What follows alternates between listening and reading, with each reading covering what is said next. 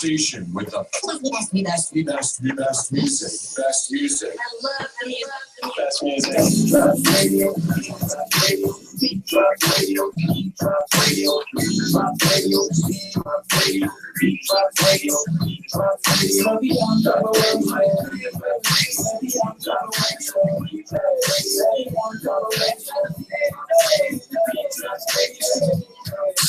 radio stations, you need just one. I see you looking, but you hard to impress. When you find the Beat-Drops Radio. Now you do the 5 drop time is the best. It's the Bianca Burwell show. Coming to your radio. You gonna listen for what you been listening to. She hot.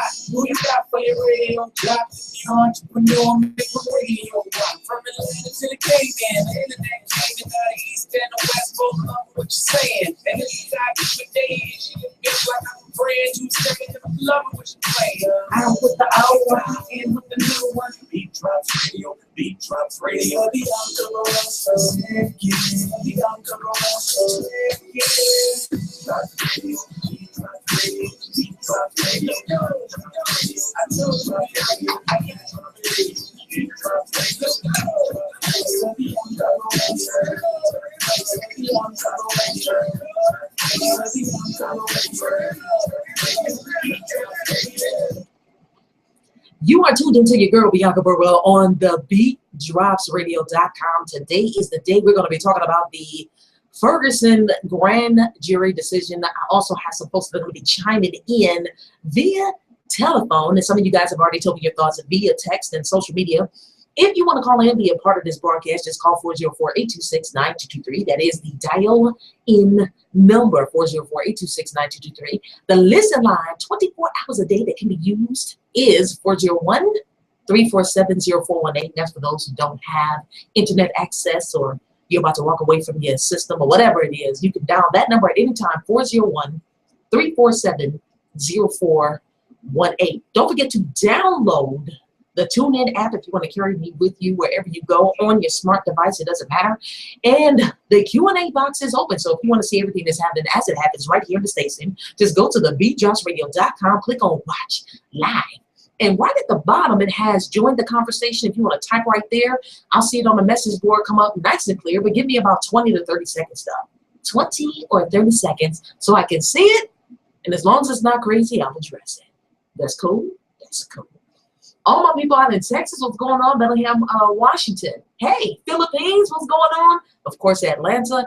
And I know my people in California, Veronica, you better be listening and watching all that kind of stuff. But at any rate, today's going to be interesting. So I'm also going to be playing some old school music too, because it's just something about that old school music that captured how people were thinking and how people felt about a situation. Of course, I'm going to be playing some excerpts of last night, President Barack Obama, and also Rudy Giuliani. I hear a lot about it, and I'm going to tell you right now, I did not hear all of what Rudy Giuliani was saying, so we're going to listen to it real time here and kind of gauge what our thoughts are on that. So again, the calling number is 404-826-9223. This is your girl, Bianca Burwell. Like us on our Facebook page by going to TheBeatDropsRadio.com, click on the F at the top. That'll take you directly to our Facebook page, and like us on Twitter at BeatDropsRadio. Follow us, and my Instagram is Bianca_Burwell. So we're gonna get this going right now. Heat wave, mind-blowing decisions, because that's what it is right now that we're dealing with.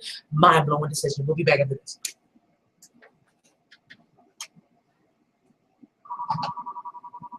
Calling already.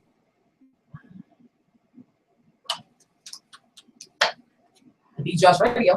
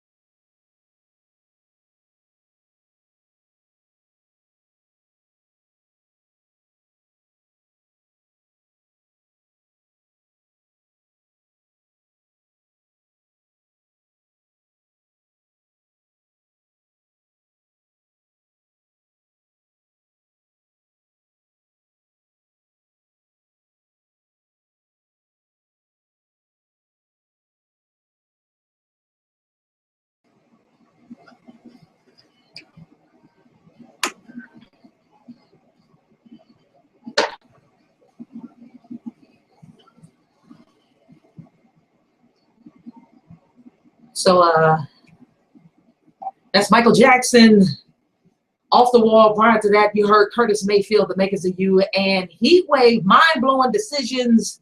And we have a caller on the line. Caller, are you there? Who am I speaking with? This your boy, D-Man. What's going on, D-Man? How you doing, man? I just want to touch on this topic this evening. Well, my view about it is I'm really not surprised about the verdict. I already knew when KKK got involved, they was on the wall and it was the Zimmerman.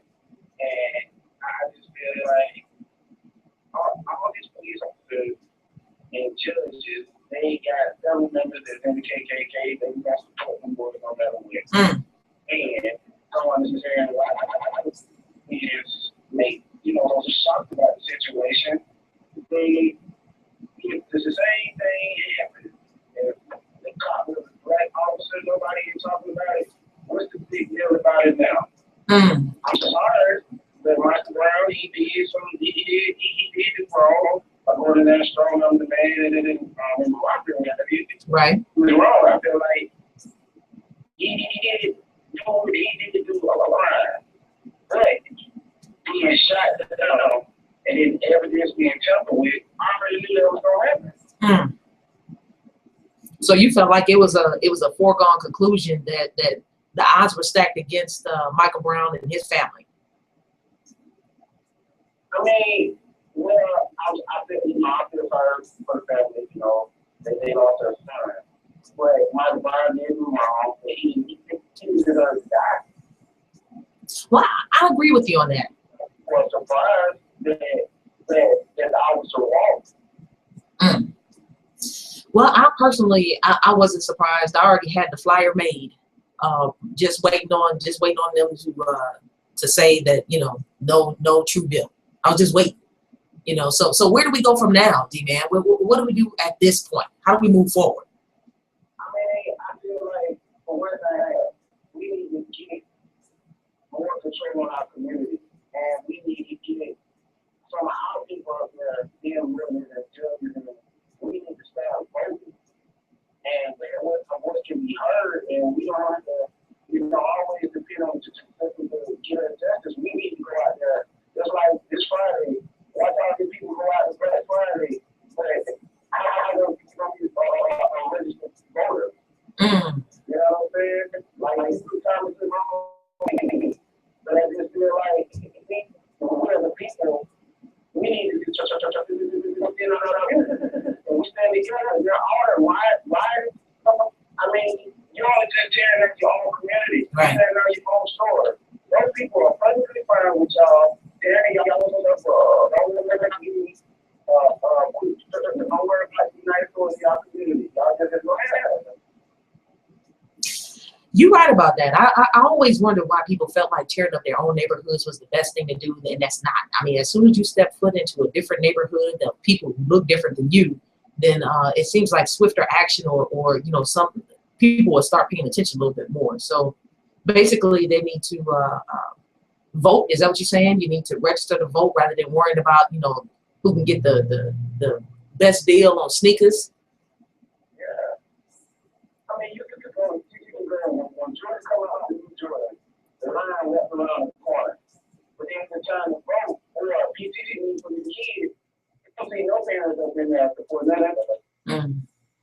So I just feel like the community needs to stand strong. We need to just seriously unite with one another.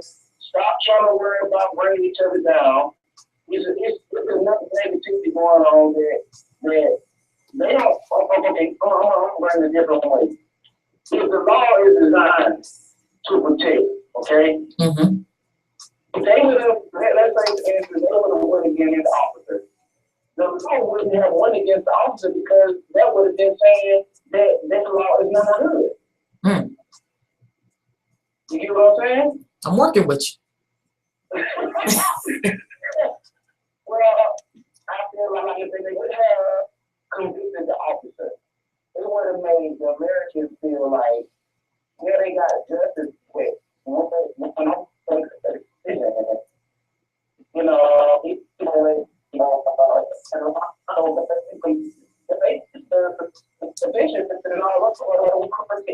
I hate to say it, D-Man, but our connection is getting real bad.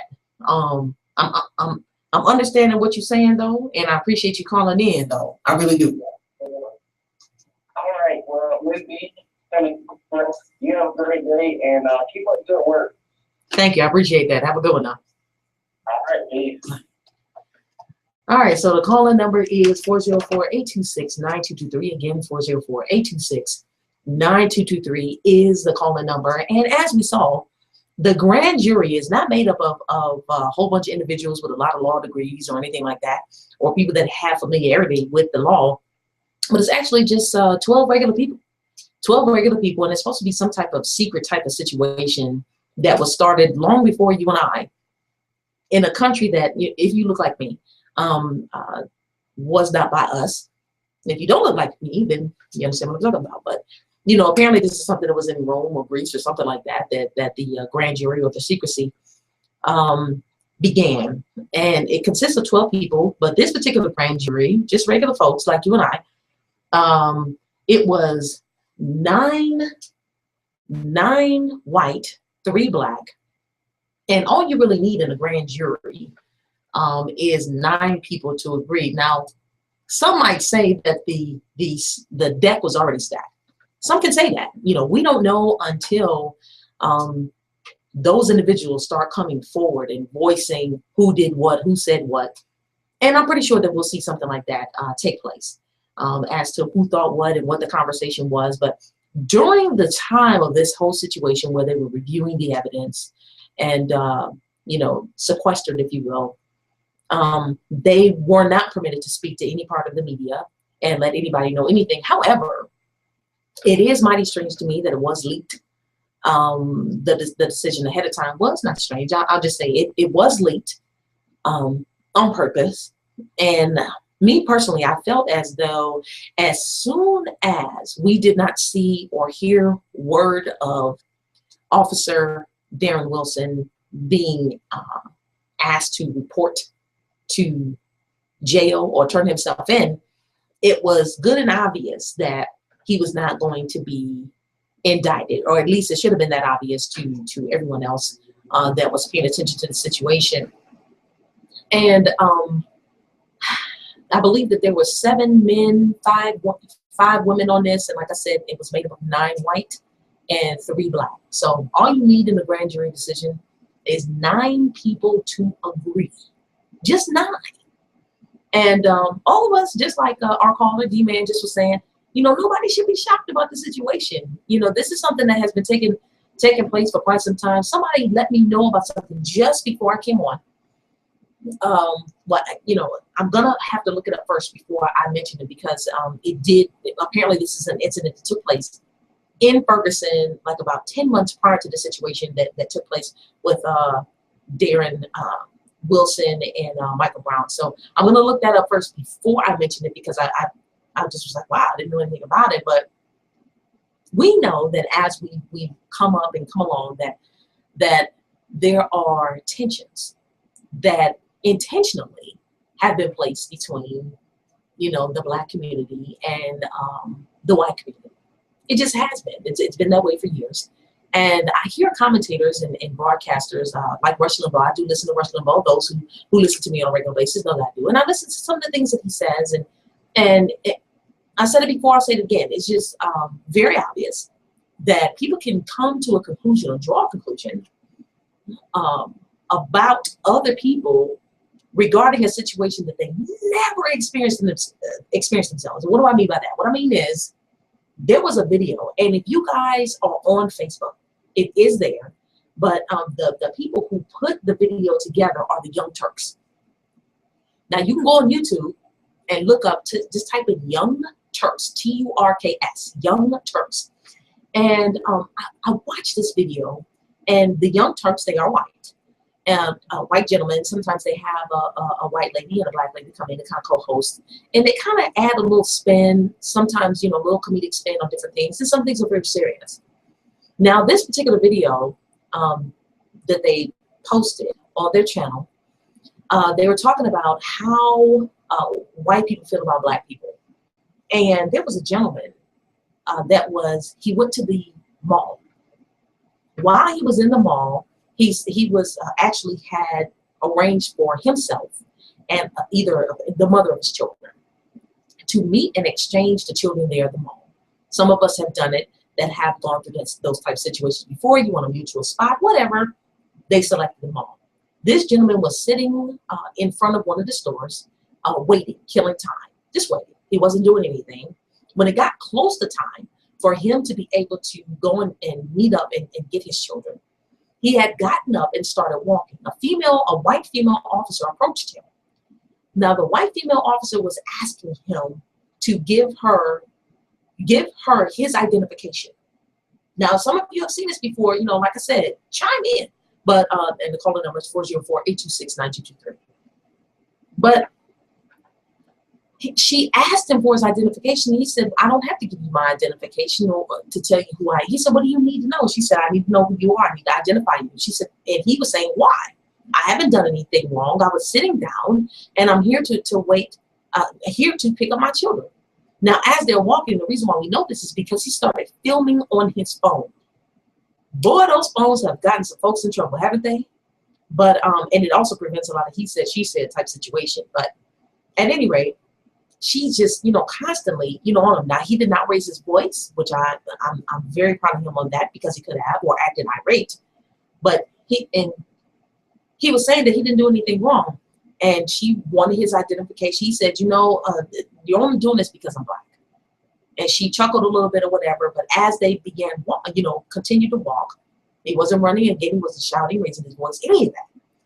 But then a white male officer comes up and he says, hey, brother, how you doing? And he quickly let him know, I am not your brother. I am not. That's what he said. And they ended up arresting this man. They took him down. His phone fell down and he's screaming for help. Then he was like, please, somebody help me, please. I've done nothing wrong. You hear his children screaming and crying in the background because he said, there are my children right there. I've not done anything wrong. And I was like, you know what? Now for the Young Turks, they said, this is very hard to watch. It's very hard to look at this and some of the commentators that are on Fox News Network, Bill O'Reilly, they said, well, now what do you think Bill O'Reilly would say to something like this if he saw something like this? And he would make some kind of excuse to justify the officer's actions for arresting someone that was sitting, a black man that was sitting waiting to meet the mother of his children, to connect with her, to take the children home with him. It's just very interesting. But you know what?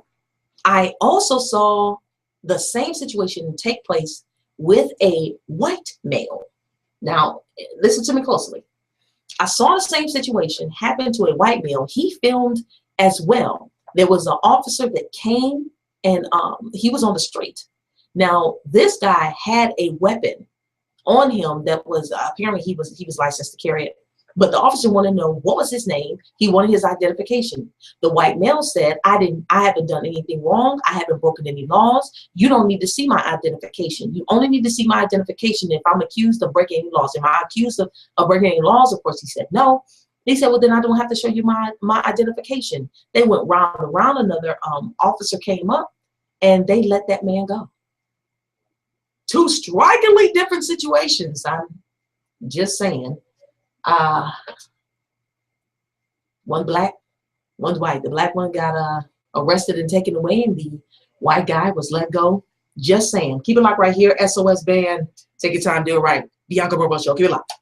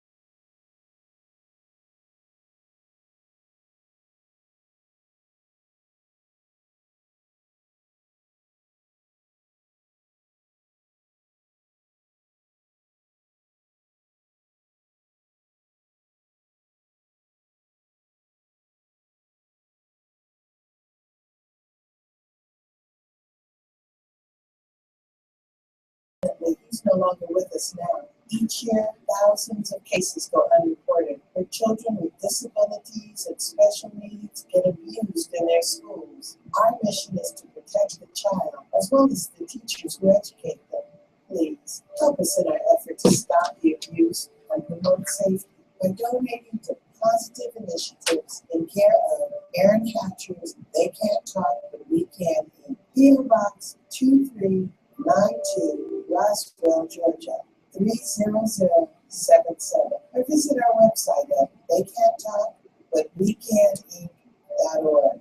Let's not have another loving, innocent child like Aaron die. Remember, they can't Have a great personality and network with people and ideas that you know would make a great show.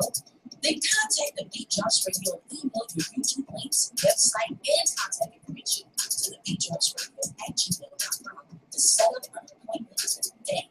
Act quickly as we are gearing up for the new year and expanding our network to include interesting, creative, fun, original, and captivating shows. And this just might be it. We are a family-friendly, top 40 pop and R&B station located in the Atlanta metro area.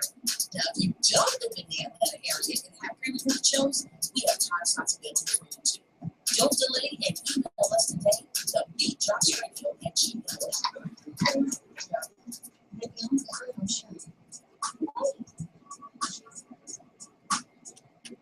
It's your girl Bianca Burwell on TheBeatDropsRadio.com, the Bianca Burwell Show. Remember, if I get it out, remember to follow us on Twitter @BeatDropsRadio. Also, my Instagram is Bianca_Burwell. Again, we're talking about today the grand jury decision to return a no true bill decision on last night. There was about a 25-minute commentary. If you guys had watched that live last night, I know I did. I was going to play the whole thing, but I was like, that's 25 minutes and I'm not going to do it. But I can put up links, though. I can put the link up. If you like our Facebook page, you'll see it. But I'll put it up a little bit later, the link, so that you can see everything that the prosecuting attorney, or lack thereof. There are some reports that the prosecuting attorney, when he turned everything over to the grand jury, gave them way more evidence, is what I'm hearing, than what typically is given. He did not give a recommendation of indictment.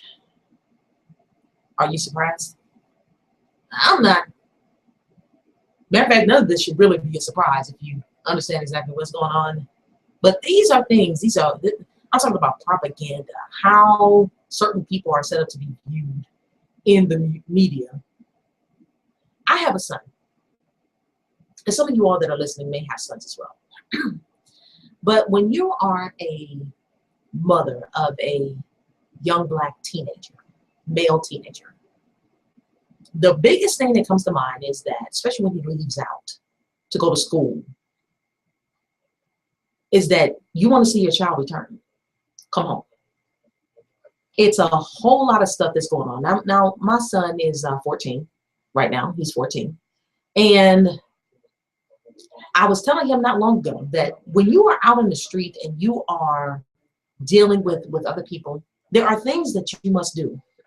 There are rules that you must abide by that maybe not everybody else may have to abide by, but you have to understand, and he's taller than I am, that when you are seen out in the street, you're not seen as a 14-year-old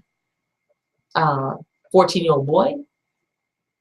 And something that may upset you, you have to learn how to tone everything all the way down. There are just extra steps and measures because the fear has already been implanted.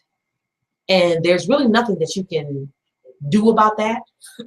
But in order, to make sure that you come back home and not mistaken for, the thief or whoever that may have done something that has nothing to do with you, or you're just walking down the street, you have to abide by and basically humble yourself to make sure that you make it home. Now, I don't know if there are any other races that deal with the same type of situation as us. I mean, my gut instinct tells me no. But there are things that we have to consider. Being parents of young black males and all of the things that they are met with and deal with from time to time. But I said before that Mayor Giuliani had said some things, and apparently it has caused a stir. Now, I personally had not heard his comments. I was able to grab a soundbite, and I know that it's, you know, pretty clear when I heard just I'm talking about like 2 seconds of it. So we're going to listen to this snippet together of Rudy Giuliani, and some of the things that he had to say. I'm going to keep it up for the watching audience, the viewing audience there. I'm going to keep the audio up so you guys can hear it as well. But this is something that that has basically caused a stir. I've got my social media stuff up, and for those who are already in communications with me on here, but you can look up Bianca Burwell and you'll see me. And I've seen some of you guys, you know, make comments already about Mayor Giuliani. So let's see exactly what he said that has caused a stir. And this is something that was taken less than 24 hours ago, so I'm pretty sure this is basically, or may basically be, the comments that they were speaking of. So let's take a listen to what it is that they're saying.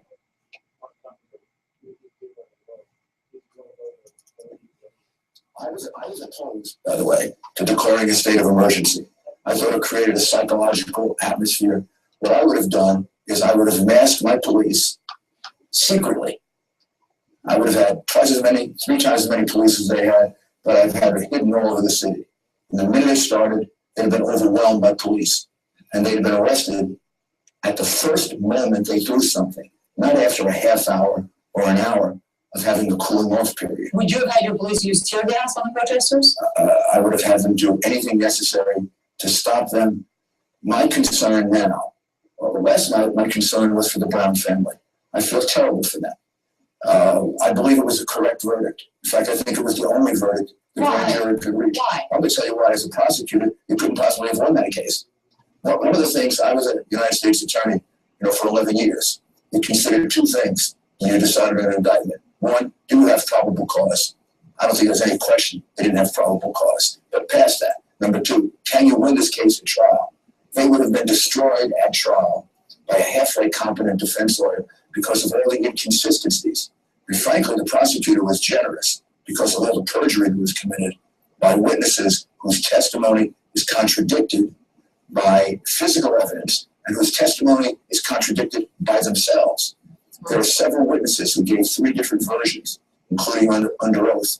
So you could never have won this case. This riot you see today would have taken place 6 months from now when the officer was acquitted by a jury. If you can't prove probable cause, how are you going to prove it beyond a reasonable doubt when the witnesses are contradicting themselves? I know Chris Cuomo has a question for you from Ferguson. Chris? I got a lot of questions for you, Mr. Mayor. This is a situation that you became all too familiar with. Not riots, not fights over criminal justice, but how do you deal with situations when they go wrong? And one of the things I've been suggesting, and I want your take on it, sir, is that there's a vacuum of leadership here. The explanation of why this grand jury had to find what it had to find, that you will get arrested at the first moment, that we are ready, and here's how it's going to go. And most importantly, here's how we'll heal. Those are things that a leader has to say, and this community seems to have a vacuum on that right now. Is that a fair criticism, sir? Oh, it's absolutely fair. In fact, when we go back and study this, that should be part of it, as when we went back and studied the Crown Heights riots and learned from that there was a vacuum of leadership, a cooling off period for 2 days that made the riot worse. No attempt to really bring the communities together that really worked. Obviously, all that work they did since August, bringing the communities together, was completely for naught. This riot was worse than the one in August. They went from bad to worse, and no one was saying the right things. No one was talking about the fact that you can protest, you can yell, you can scream. You have every right to be very angry about this if you want to. The first minute you throw a can, the first minute you hurt a car, the first minute you break a window, you are put in handcuffs and you are taken away. And by the way, there'll be 3 times as many police here as you, so don't mess around with us. Let me play for you what the police chief and Ron Johnson, Captain Ron Johnson, who of course was heroic back over the summer for coming in and quelling some of the outcry. Here's what they said at the height of this last night. What I've seen tonight is probably much worse than the worst night we ever had in August. And that's truly unfortunate. The referee played the out. We did not see a large number out tonight. And the few that we saw really didn't have a voice with the crowd. It sounds like he's saying had there been more clergy interspersed in the crowd, that they could have also helped to abate. There's no question they could have. Yes, we have in New York a community affairs unit, very large, very important. They are involved in every single possible civil disturbance. There are people who know the community. There are people who work in the community. They're employed by the city, but they work in the community, and they sometimes can ameliorate some of the anger between the police. And I don't know. Honestly, it wouldn't be fair to criticize. I don't know if they had such a thing, but they should have had that. I also, Mr. Mayor, I want to ask you about something. All right. Apparently there's some more stuff that I need to listen to, but that was Mayor Rudy Giuliani just giving his voice or his thoughts on how he would stop at nothing. He would have stopped at nothing to, basically keep the protesters at bay.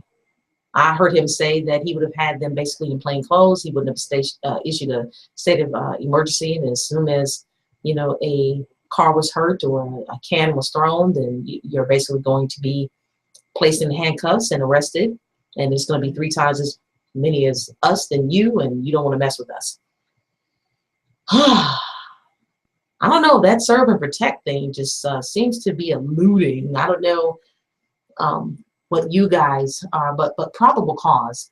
He said that there was no way that this case would have ever been won, and that there was no probable cause. And I had to look up probable cause, and it says sufficient reason based upon known facts to believe a crime has been committed or that certain property is connected with the crime.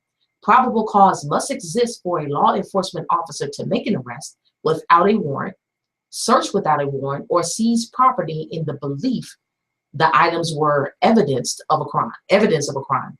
While some cases are easy, pistols and illicit drugs in plain sight, gunshots, or a suspect running from a liquor store with the clerk screaming help, actions, quote, typical of drug dealers, burglars, prostitutes, thieves, and people with guilt written across their face are more difficult to categorize. Probable cause is often subjective, but if the police officers believe or even hunch was correct, finding stolen goods, the hidden weapon or drugs may be claimed as self-fulfilling proof of probable cause.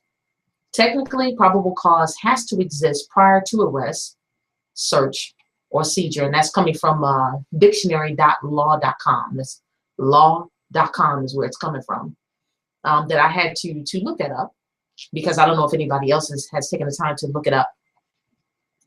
What I've seen in this situation dealing with Ferguson, sad to say, but that serve and protect thing, the lines seem to be a little blurred as far as who's being served and who's being protected. Some can say, and some have said, some of you guys have said that, the average black person in America is not being protected by a thing. Now, they talked about the mix or percentage or ratio of Black Americans in Ferguson and as opposed to white. Earlier today, I was watching CNN, as I normally do in the morning. I was watching CNN and they were talking about this particular area and how it was categorized. It was categorized by not a good area, very hostile environment, and it is roughly 70% Black, 30% white. And the police officers, I think they said, all of the police officers are white with the exception of 3, and I think about 50 police officers. Now, I will say this, Darren Wilson, the officer who did shoot and kill Michael Brown, he recently did get married. He's been in seclusion, if you will, ever since this whole situation took place. Rightfully so, because people react different ways. Kind of reminiscent of Zimmerman, but at any rate, he's been, in hiding for quite some time.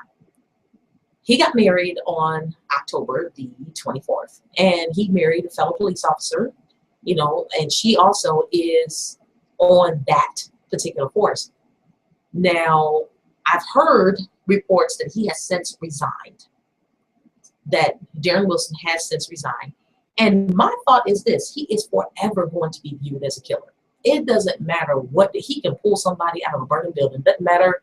They'll be like, that's the one that killed Michael Brown. And I do have to agree with our caller that called in earlier that yes, Michael Brown did do wrong. He was absolutely wrong for going to the store and I believe he stole some cigars, I think is what they said.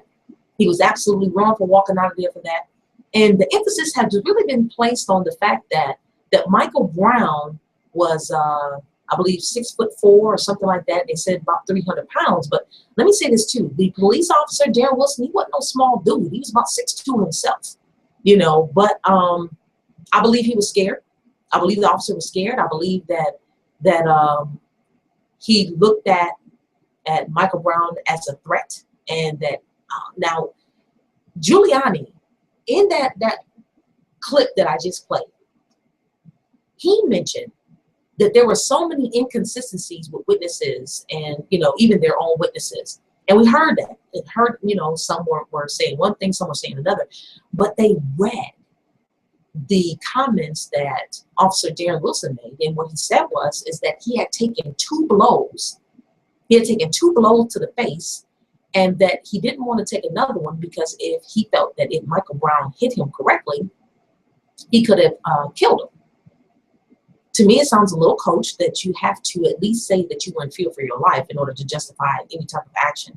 But at any rate, when you looked at the pictures that they had of Officer Darren Wilson, it wasn't consistent with somebody who had taken 2 blows to the face by a 300-pound teenage boy. I said teenage boy because sometimes folks just want to go to the hilt and try to paint him as this big grizzly bear. Good God.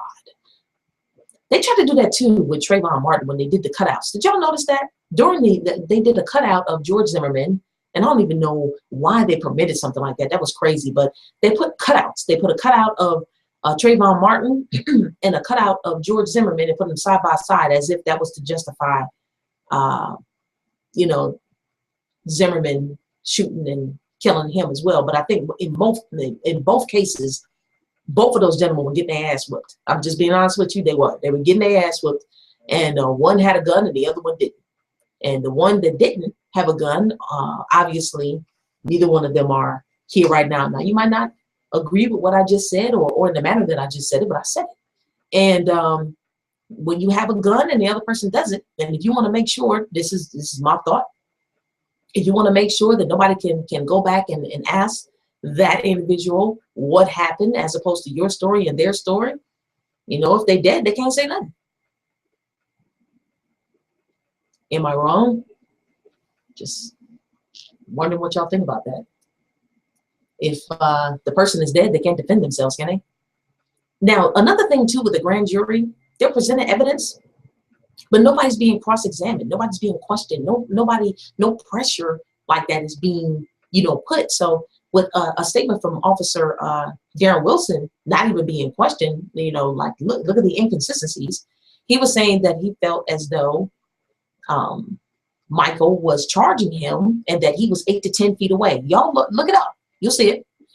That he was 8 to 10 feet away and he was just scared and what would happen if he got on top of him. But then the evidence shows that Michael Brown was 150 feet away. Sounds inconsistent to me. Maybe I'm wrong about that. I don't know. Y'all tell me. So we're going to take a break, and when we come back, we're going to open back up with President Barack Obama and his statement on the Ferguson situation. So keep it locked right here on the Bianca Burwell Show. KRS-One, Sound of the Police. We'll be back.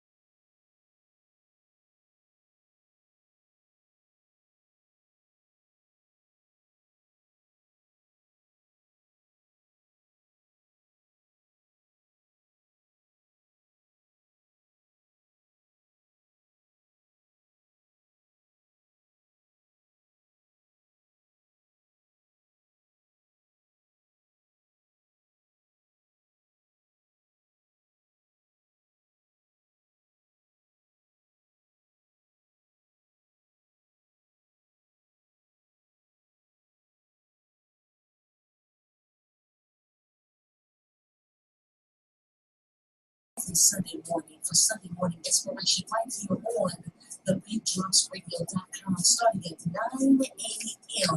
Again, every Sunday morning inspiration right here on The Beat Drops Radio. 9 a.m. Make sure you tune in. Download the TuneIn app so you can take it wherever you go. With the app right here on the station, Street Radio, we are available. Make sure you get that inspiration that you need.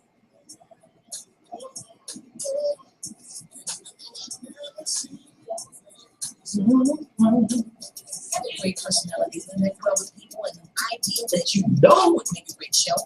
Then contact The Beat Drops Radio. Email your YouTube links, website, and contact information to TheBeatDropsRadio@gmail.com to set up an appointment today.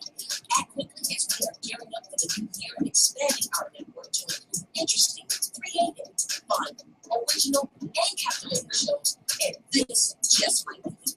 We are a family-friendly, top 40 pop and R&B station located in the Atlanta metro area. Now, if you don't live in the Atlanta area and have pre-recorded shows, we have time slots available for you too. Don't delay and email us today, TheBeatDropsRadio@gmail.com. You are tuned into the Bianca Burwell Show on TheBeatDropsRadio.com. The calling number is 404-826-9223. Again, 404-826-9223 is the calling number. The listen line that you can listen to 24 hours a day is 401-347-0418. Follow us on Twitter at BeatDropsRadio, and my Instagram is Bianca_Burwell. And we have a caller on the line, Gerald Rose from New Order National Human Rights Organization. What's going on, Gerald? What's going on, Bianca? Man, you know I have to get your thoughts on everything that's happening today and from the fallout or the grand jury decision there in Ferguson on last night. What's your thoughts? I'm not surprised. I mean, if you look at the history, there has never been a white officer killing an black male has ever been indicted in the history of this country. And you can look that up. So I was not surprised. Only reason why the Jordan Davis guy was convicted because he was not a cop, he was a civilian. You know, so I'm not shocked. That's what goes on in America. It's just the fact that we have a lot of work to do. I'm frustrated. And, you know, when the verdict came down last night, you know, a lot of people was hitting me up. I want to get involved. You know, we'll get involved. You know, matter of fact, before this came on the air with you, I received a phone call from a young man that wants to hold a rally in the Marietta Square about all this stuff that's going on there. You heard about the young man in Cleveland, Ohio, 12-year-old young boy got shot by police in Cleveland. Did you hear about that? Yeah, I did. I heard that he had a fake pistol or something like that. Right. So it's a lot going on. We got a lot of work to go, but I wasn't surprised just to the fact that I'm just unreal what's going on when black men are getting shot by the police and just saying that they are not guilty or there's no indictments. But enough is enough. But I've seen last night in Ferguson, I don't condone any violence, but that's all about frustration. People are fed up. People are fed up. I gotta agree with you. People are fed up and they're tired of seeing this time and time again. You know, we want people to be peaceful, but where do we go from here, Gerald? What are some of the things that you feel like that we need to do as a community to make this thing better? Well, I can tell you what New Order does. We have a relationship with the police. You know, but if you cross the line, you know, we would be weak with them. So, you know, so we won't get caught off guard. You know, so what we're going to do, we're going to take a tour through our metro Atlanta area and sit down with each chief of police and, you know, DeKalb County, Clayton County, Fulton County, to see how we can build a relationship with them, and we're not taking this stuff no more. You know, so you have to be proactive instead of being reactive, and you must get involved. You know, not just on Facebook, if you know what I mean. Yeah. A lot of people are angry or whatever, so you must get involved in doing, you know, people are saying, good, great job, what you're doing, but we need your help. You know, numbers is powerful. We need your help. It's all about unity. It's all about working together. This don't show that we can't work together as a people. What does? Right. So this is an example of the Trayvon Martin, Michael Brown, Jordan Davis, Sean Bell. I mean, I could go on and on. So when we want to start working together as a team, we need to unite, you know, and things like that. So everybody is upset and all that, but once it died out, it's going to be somebody else, which we do know that. You know, so what you going to do? So we will continue to do our part in the community, but we need help. We need eyes. You know, we can protest all day, which we do need to do that to show unity, but, you know, you got to get, like I said, what were you doing when it was time to vote in the midterm? You remember that, Bianca? Yeah. A lot of people didn't show up to the polls. I mean, I walked in, voted, and walked out. Right. You know, so there's a lot of work to do, you know, and I'm just frustrated, you know, and there's so much going on in this situation in Cleveland now. I mean, this could be somebody next to me. They can get away with stuff like this. Well, that's what we've shown, is that they can kind of do whatever, you know. What do you say to those people that are like, see, I told you, your vote don't count anyway. Why should I even go to the polls? I mean, what do you say to folks that have that type of thought process, that there's nothing that you can do anyway? That's stupidity. The vote do count. You got people that died for just you know, so that's no excuse. You know, it's the conference. I've seen that prosecutor doing that press conference last night. There was some history or illness and stuff that they didn't want. You know, he's an elected official, vote him out of office. You know, so it shows that all those people that did all that violence that did Ferguson, we don't vote these people out of office. You know, that's the only thing we can do. You know, have town hall meetings. You know, so, and I just feel sorry for Michael Brown's mother. And I'll be honest with you, I'm not surprised, because there was my homework with the history of no white officer had never been either indicted or found guilty of shooting an unarmed black male in any situation like this. It's just a pattern, you know, and it's going to continue to happen. So, you know, your vote do count. You know, even not going to the alternative schools. Kids are 17, 18 years old, you need to get out and vote. You know, so it's sad, whatever, and I just continue to pray for Ferguson, Missouri, you know, and I'm hoping that nothing occurs tonight. I got to feel it was something going to happen tonight as well. I got that feeling too. Let me ask you, do you think the prosecuting attorney going to, or turning this over to the grand jury was an out for him, where he didn't want to recuse himself from it, but he didn't want to really prosecute to begin with? Do you think that him turning over was kind of a cop out, if you will? What are your thoughts? Oh, yeah. This is grand. You know, and like I said, after there was history of Ferguson, you know, that was not a frustration. They've been doing a lot of racial profiling, police, what that is, you know, and this prosecutor had a mind been, like you said, we were on the show last week, he was there dealing with that. They start bringing in the National Guard. Right. Get prepared. That is a red flag right there. They already had their mindset. They just want to see how it was. You know what I mean? Yeah, I do. This is already set up. Already set up. You know, gotta keep your eyes and ears open. You know, so it's just another slap in the face of being black men in this country that really don't care about it. You know, so we don't get involved and get involved in some kind of organization.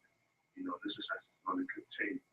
You know, so we just have a lot of work to do. So I just hope that this situation that we continue to see unite. But Bianca was sad about it. I was almost in trouble on my nose, and I just seen another black man kill each other. Really outraged by the Michael Brown situations. Right. You know, why? You know, it's just sad. You know, so we have to unite. You know, that's why I'm glad I attended a press conference last week with the Hispanic community and some other African Americans about how our president has been treated since he's been in office. You know, and so I think what he said, like, I'm a little bit discouraged in our president, you know, since he's been in office, you know, and the thing that's going on, you know, even right now, he's being disrespected. You know, so as being black African American in this country, sad day. It's a very sad day. Yeah, I have to agree with you. It is. But boy, did you hear about the? I believe there's supposed to be some kind of peaceful demonstration somewhere downtown. Did you hear about that? That's supposed to be happening today. Oh yeah, oh yeah. And you know what? I had my thoughts on that. It's good to demonstrate and all that, whatever, but it's more just demonstrate. You know what I mean? You know what I'm saying, Bianca? Yeah, I do. And when I'm doing this, if I want to get involved in something, I want to make a difference. I don't want to go down there and just shout, and then we won't judge it, and you're not getting nothing accomplished. You know what I mean? Yeah, I do. You know, just to be seen. You know, I'm going to go down there. I want to meet with somebody behind closed doors and get some results. My dad always tells me that. So I've been invited to several protests and things like that, and it's like, okay, to the point now, you know, you hoop and holler, do what you want to do. You know, but if you go there, you know, if you can register to vote, have some oversight where people can register to vote, not just go down and holler and then leave off frustration.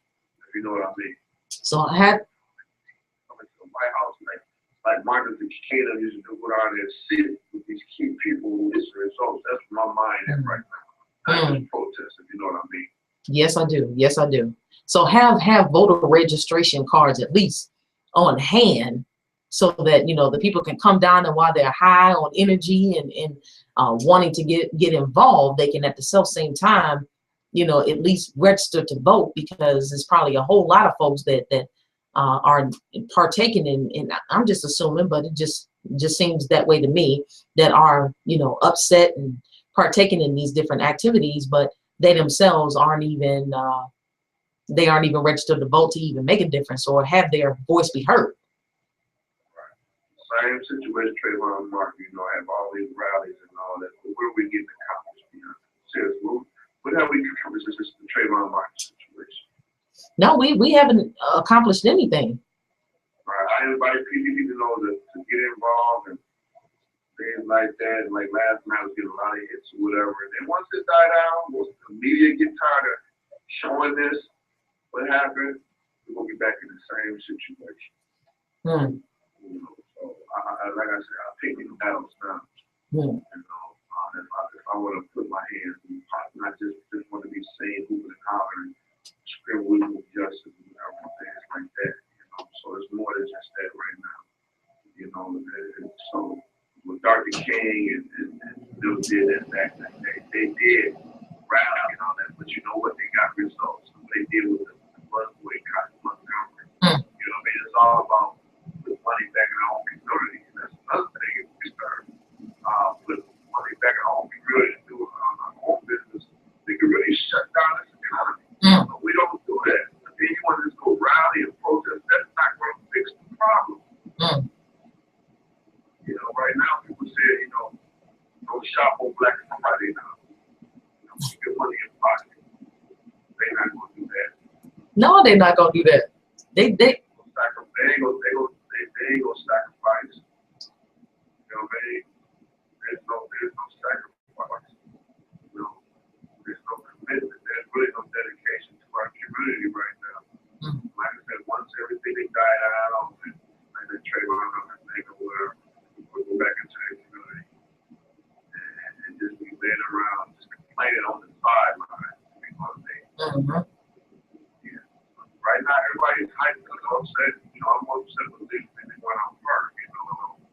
So, yeah, I know about all these rallies. There'll be a lot of rallies and I hope it makes a difference. But, excuse me, once white folks got their mind made up, man, that's what you make. I think you're right about that, sir. I really do, Gerald. I really do. I think you're right about that. It is what it's gonna be. They're still in charge. Still in charge.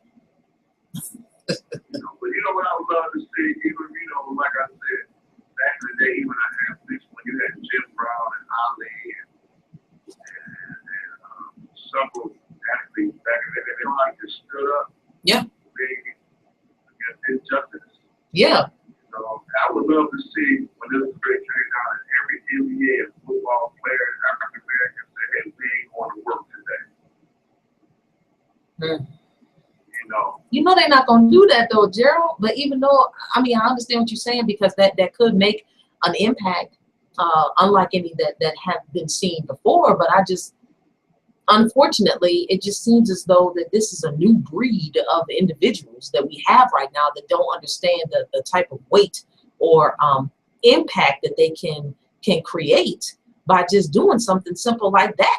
They just do not understand that whatsoever. They probably sitting at home shaking their head too, you know, watching the news and watching everything that's going on, and don't think that they can cause any type of impact, you know? Right. And these young people today, they not listening to the "We Shall Overcome" no more. You know what I mean? Yep. These young people not listening. I mean, they respect our history, our leaders, but they're tired of it. And I was listening to a young girl on CNN earlier, Ferguson, when she said that the people were doing that, which I figured was what people like our age do, is young people that was out there looting and destroying things and stuff on fire. These young people, so they're not hearing that. You know, so it's just sad. Like I said, we must continue to do the work. We must continue to do our part, but it's all about making an impact, making a difference. Not just here being seen. You know, that's I can't do that no more. That's why people get frustrated. You know, that's sad when Jesse Jackson was Ferguson, when it first broke out. You know, they asked for him to leave. They asked him to leave? I didn't know that. Yeah, you can Google that. You can Google that. When we get out there, just go Google that. Yeah, they actually put when they told him to leave. You know, you're not doing it. You're not standing up. You know, I might kind of disagree on certain things, but I would never disrespect someone and leaving out there doing something. You know what I mean? Yeah, I know exactly what you mean. I don't know what. I don't even have no comment on that one. They asked him, and you know what? You remember? Don't be surprised. You remember how we found out that the mother is facing charges, Michael Brown's mother? Yes. Don't be surprised, because some people are mad in Ferguson because they're tearing that city. Don't be surprised that this mother be eventually charged on the crime she's facing. And that's just really going to, if it happens, the violence is really going to escalate. Mark my word, mark it down. They had to arrest the mother of Michael Brown. It's really going to be in a crisis. Now they got their hands full. They might not do it because they think this is going to really escalate. So this can get ugly. Yeah, I'm not sure exactly what is going to take place tonight, but we know it's a lot of people probably, you know, we just don't know exactly how long this thing is gonna carry on, or what could even happen to calm the situation down. I guess outside of trying to meet with community leaders and you know, the people there, you know, to try to have some type of resolve. I am thinking about going up there. I'm going to be gone December 7th. I'm going to be gone for a month. And I think I'm going to make a trip up there. Not to hoop and holler, but hopefully just to kind of get with some community leaders, you know, and let them know, hey, what is your relationship with the law officials? Because I know here in Atlanta, we do have a relationship with the officials. But if something do go down, you know, you will see the other side of us, and on the outside looking in, I don't even think there's a relationship with officials and the community leaders. You know, it seems like there's a gap in between of that, because you have to have a relationship. Because all police officers are not bad. No, you're right. All of them are not bad. All white people are not bad. You know, so I don't want people thinking that, you know, all white people are bad, and that's not true. No, that is not true. There's got some bad apples to make it hard. And did you see the so-called marks on this young man, Officer Wilson, that he said he got the scope of Michael Brown? You can see the pictures on that, Bianca? Yeah, I did see the pictures on that, and you know, when Rudy Giuliani was talking about inconsistencies, I mentioned this earlier today, addressed it. He was talking about inconsistencies with some of the witnesses, and that there was no way that there was going to be an indictment come down just based upon that. But Officer Wilson was saying that he got hit in the face twice by Michael Brown. He felt like if he had gotten hit the third time that it could have killed him. You know, but that just did not look consistent with the type of blows that he was saying that he sustained. Not at all. Giuliani remarks. So what did he actually say? I'm gonna be honest, like somebody here, I'm talking about TV. Do you really? And again, you know, it's like Fox News every time I haven't even turned to Fox. I know they all about, but you know what? Sometimes it's good to get the other side I've been talking about. Right. Can you kind of give me up to date with the Giuliani things? I actually missed it. I may have to send you that soundbite too, but basically he was saying that, you know, that there was no way that there was going to be any type of indictment or that the officer was going to be charged because there were too many inconsistencies that took place from the witnesses that were there. They were contradicting themselves and he said there was like 3 different stories by the same witness. And so that there just wasn't enough evidence and it was never going to go to trial. Or if it did go to trial, then he said, the reaction that you're seeing right now, you would see it 6 months down the road when the officer would be acquitted. Wow.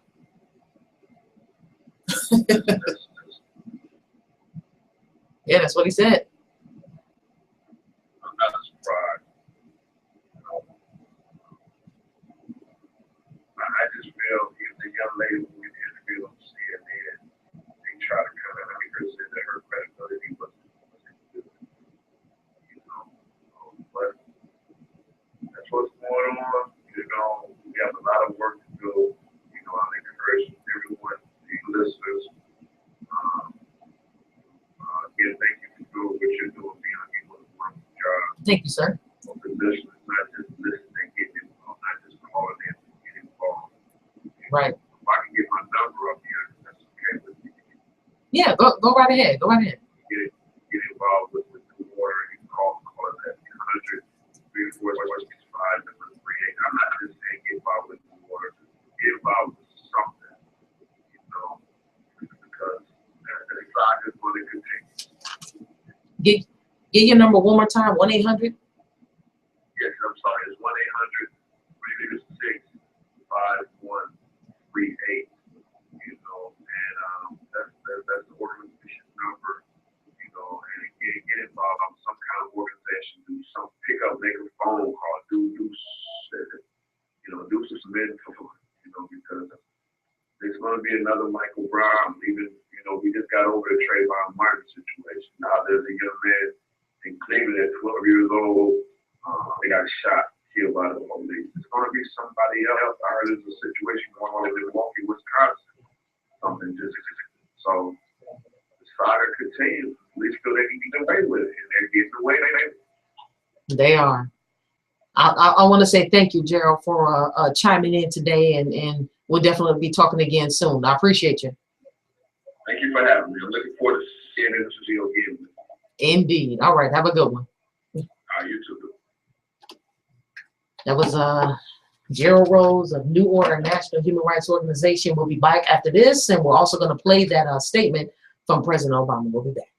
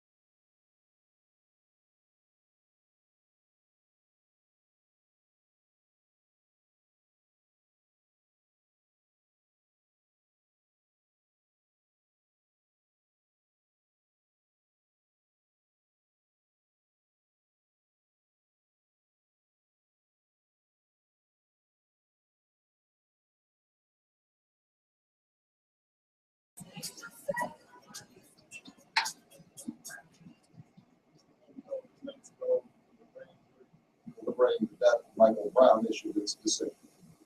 It's now come that either way was going to be subject of intense disagreement, not only in Ferguson, but across America. So I just want to say a few words suggesting how we might move forward. First and foremost, we are a nation built on the rule of law. So we need to accept that this decision was the grand jury's to make. There are Americans who agree with it, and there are Americans who are deeply disappointed, even angry. It's an understandable reaction. But I join Michael's parents in asking anyone who protests this decision to do so peacefully. Let me repeat Michael's father's words. Hurting others or destroying property is not the answer. No matter what the grand jury decides, I do not want my son's death to be in vain. I want it to lead to incredible change, positive change, change that makes the St. Louis region better for everyone. Michael Brown's parents have lost more than anyone. We should be honoring their wishes. I also appeal to the law enforcement officials in Ferguson and the region to show care and restraint in managing peaceful protests that may occur. Understand, our police officers put their lives on the line for us every single day. We've got a tough job to do to maintain public safety and hold accountable those who break the law.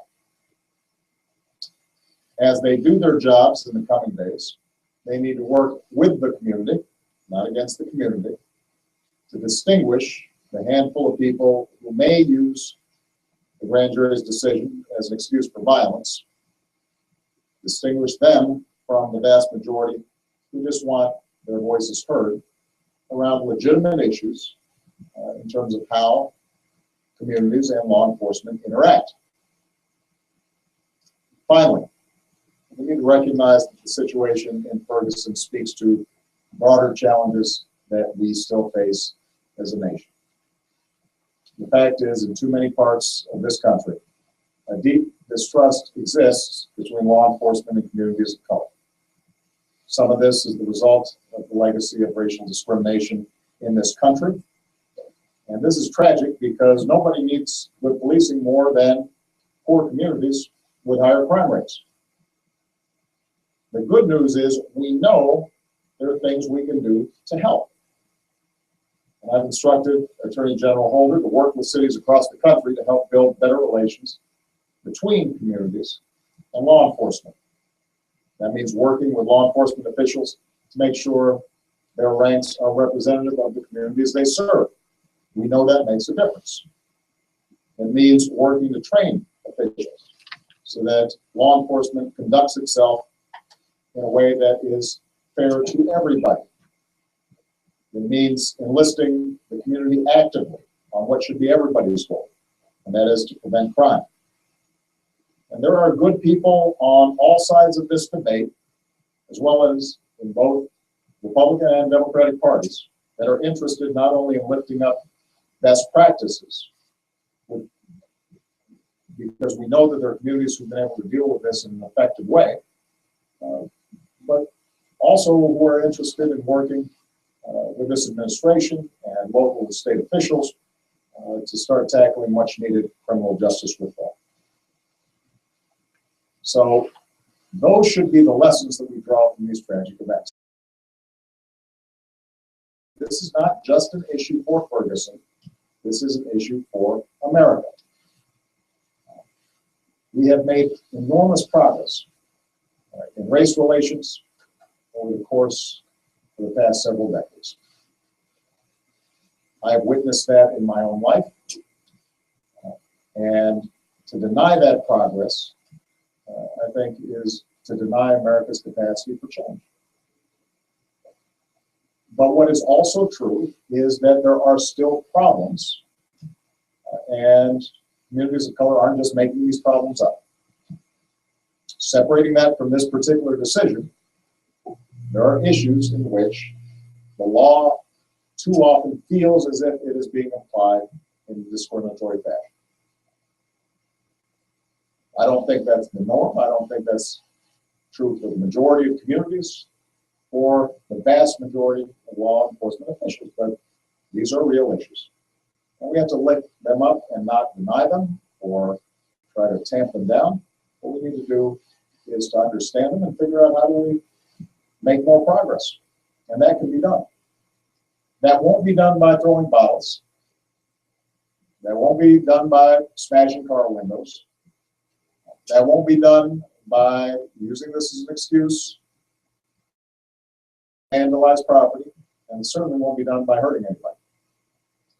So, to those in Ferguson, there are ways of channeling your concerns constructively, and there are ways of channeling your concerns destructively. Michael Brown's parents understand what it means to be constructive. The vast majority of peaceful protesters, they understand it as well. Those of you who are watching tonight understand that there's never an excuse for violence, particularly when there are a lot of people in goodwill out there who are willing to work on these issues. On the other hand, those who are only interested in focusing on violence and just want the problem to go away need to recognize that we do have work to do here. And we shouldn't try to paper it over. Whenever we do that, the anger may momentarily subside, but over time it builds up, and America isn't everything that it could be. And I am confident that if we focus our attention on the problem and we look at what has happened in communities around the country effectively, then we can make progress not just in Ferguson, but in a lot of other cities and communities around the country. Okay? Mr. President, will you go to Ferguson when things settle down there? Well, let's take a look and see how things are going. Eric Holder's been there. We've had a whole team from the Justice Department there, and I think that they have done some very good work. As I said, the vast majority of the community has been working very hard to try to make sure that this becomes an opportunity for us to seize the moment and turn this into a positive situation. But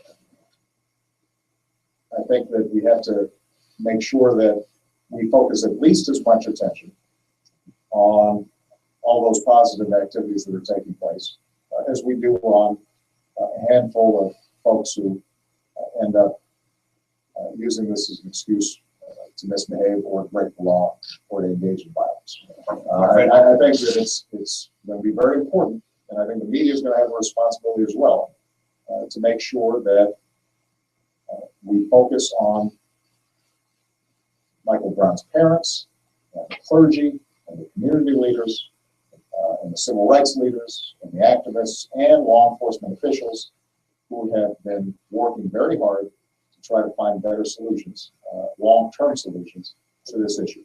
There is inevitably going to be some negative reaction, and it'll make for good TV. But what we want to do is to make sure that we're also focusing on those who can offer the kind of real progress that we know is possible.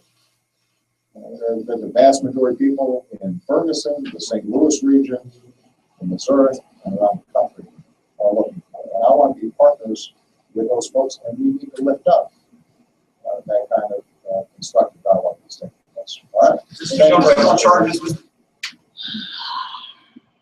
So that was President Barack Obama giving his thoughts on, or giving his statement on Ferguson.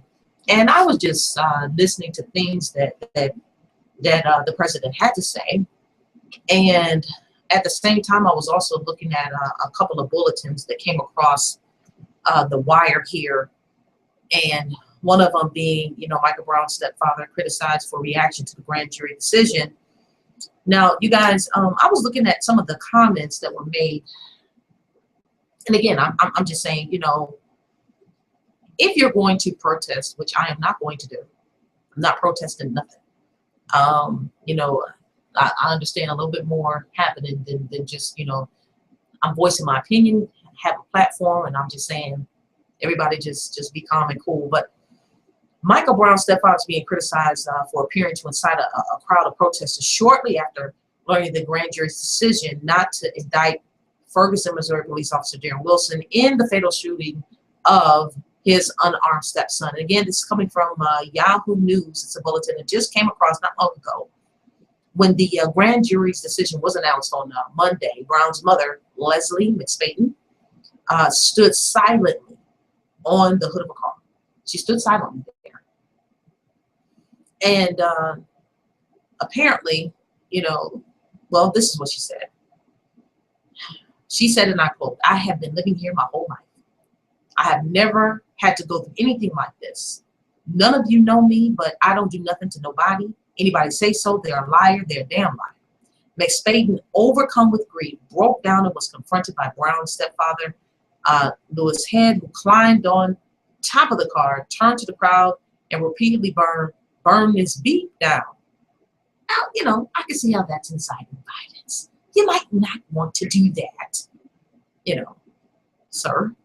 This was not the best thing to say, but he was upset. In the hours that followed, Ferguson erupted in violent protests in the wake of the grand jury's decision. Officials said 2 police cruisers and at least 12 buildings were set on fire as hundreds of gunshots were fired during the demonstrations. 18 people were injured in the unrest, and at least 61 protesters were arrested. Police Chief John Belmer said, and I quote, "I'm disappointed." He said this about 1:30 a.m.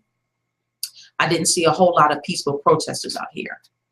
At a press conference in St. Louis on Tuesday, Brown family attorney Benjamin Crump was asked about his Head's inflammatory comments, and what he said was raw emotion, not appropriate at all, completely inappropriate. But Crump told reporters not to judge the families, the serial reaction to the decision. Don't condemn them for being human. And that's what he's basically saying. Now, there are some comments, you guys, that I'm looking at here. I mean, some serious comments that I'm looking at here of what people's reactions are. I'm going to read some of them to you because I was just like, wow. One of them says, and this person's name is Terry, "They call this man a child at 6'4" and 289 pounds. He was not a child. At 18, he was legally an adult. If the parents had taught him to respect the law, he would not have been out that night robbing a store and then getting shot after trying to take a firearm from an officer while beating on his head. If the parents had taught him anything except that being a thug was okay, he would still be alive and could possibly be taught that he was wrong to attack an officer. Instead of teaching their child simple rules of civility, they get up and incite people to riot because of their, quote, good son was killed by a white officer. This is blank. They need to stand up and take full responsibility for not teaching their son the difference between right and wrong. I am tired of the parents in these instances showing pictures of their offspring when they were young and trying to convince people that the child was that age when he was shot instead of accepting their son grew up to be thugs. If a man that was that size attacked me, I would shoot him, whether he was white, black, or green. He had no right to attack the officer for just doing his job. Let's see. Instead, we have riots and innocent people losing their business to fire and looting. None of this will bring back their son. Wake up. Somebody said, response, David said, "See, I told you black apes lie their butts off like crazy." Someone from Texas says, they didn't put their name.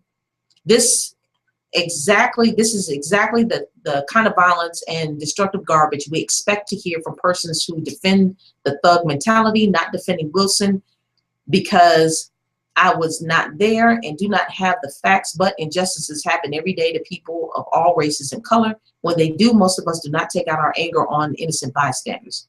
The ones that do are no better than those who wronged them. Grow up, be responsible, be a good example of your people, whoever they are. Demand justice, but do it in change. Do it to change things for the better, not to steal something from or destroy a business. Don't perpetuate a bad label. Change it. We've got John saying, perhaps if you had one, raised him not to join the Vice Lord's criminal gang. I don't know where that came from. I didn't know he was part of the Vice Lord's criminal gang. Did y'all hear that? I didn't. Anyway, 2, kept him from having both a juvenile and adult violent criminal record. Or 3, not committed strong arms robbery like he did that day. Or 4, not use drugs like he did that day. Wow, this guy John knows a whole lot. 5, at least be smart enough not to attack an armed police officer. Then let's see. Then he might still be alive. The only persons Michael Brown was a victim of was his own parents, and a society that let him grow up believing criminal was a valid career choice, that attacking a police officer was okay. Wow. And then some of the reactions are all, leave us potheads alone. John, I agree with everything you said. Good post, John. Maybe the stepfather would like to pay for all the places that were robbed and burned down, since he was so set on that happening.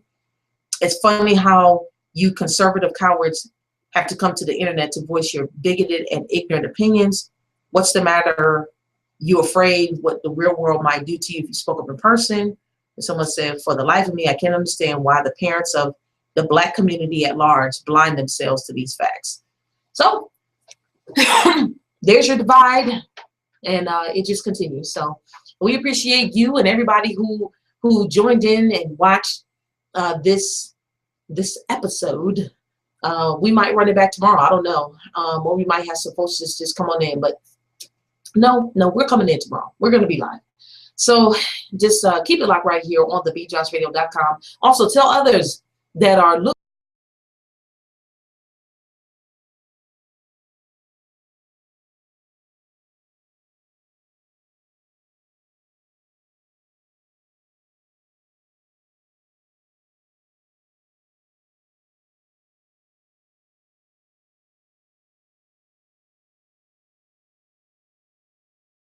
We appreciate you for tuning in.